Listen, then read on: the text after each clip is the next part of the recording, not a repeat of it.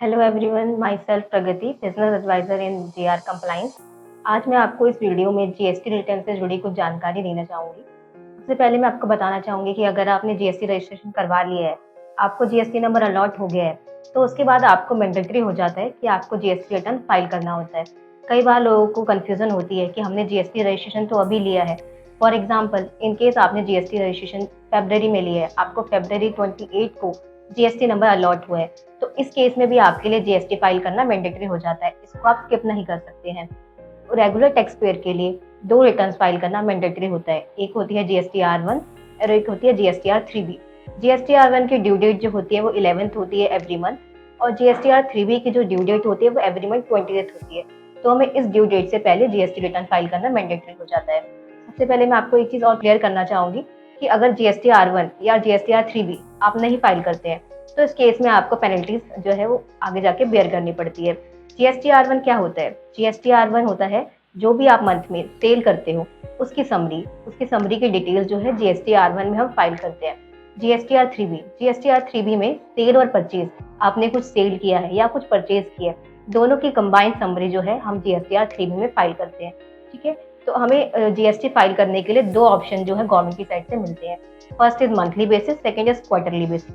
तो आप मंथली या क्वार्टरली अपने हिसाब से कोई भी ऑप्शन ऑप्ट करके उस हिसाब से जीएसटी फाइल कर सकते हैं। या तो आप मंथली कर सकते हो या फिर क्वार्टरली 3 महीने में एक बार फाइल कर सकते हो। ठीक है, इन केस आप जीएसटी फाइल नहीं करते हैं, आपने 28 तक कोई जीएसटी रिटर्न फाइल नहीं करी है, आप 21 को जीएसटी फाइल कर रहे हैं, तो उस केस में भी आपको जीएसटी पेनल्टी जो है वो बेयर करनी पड़ती है। जीएसटी पेनल्टी क्या होती है मैं वो भी आपको क्लियर कर देती हूँ। इन केस आपने नील ट्रांजैक्शन है, आपने किसी मंथ में कोई भी बिजनेस नहीं किया, आपने कोई सेल नहीं की, आपने कोई परचेज नहीं की, इस केस में भी हमें जीएसटी फाइल करना जरूरी होता है।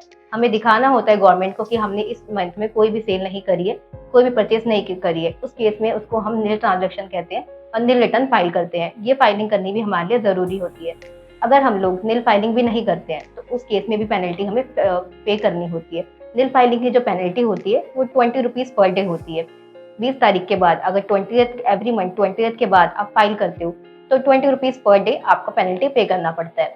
और अगर ही आपने बिल जो है जनरेट करे हैं, आपने सेल भी करी है, परचेज भी करी है, स्टिल आपने कोई रिटर्न फाइल नहीं करे हैं, तो आपको 50 रुपीज पर डे के हिसाब से पेनल्टी पे करनी पड़ती है। अगर आपने जीएसटी फाइल कई महीनों से नहीं किया है, मान लीजिए आपने 3 मंथ, 6 मंथ या 1 ईयर से आपने रिटर्न फाइल नहीं किया, तो इस केस में आपको डिपार्टमेंट की साइड से नोटिस है वो इशू हो जाता है। नोटिस इशू होने के आपको 7 डेज के अंदर नोटिस का रिप्लाई करना होता है। अगर आपने वो नोटिस का रिप्लाई नहीं किया तो आपका जो जीएसटी है वो रिजेक्ट भी हो सकता है, कैंसिल हो सकता है डिपार्टमेंट की साइड से, और आपको भारी पेनल्टी पे करनी पड़ती है। इसलिए हमारे लिए बेहतर होगा कि हम जो जीएसटी रिटर्न है वो टाइम टू टाइम फाइल करते रहें।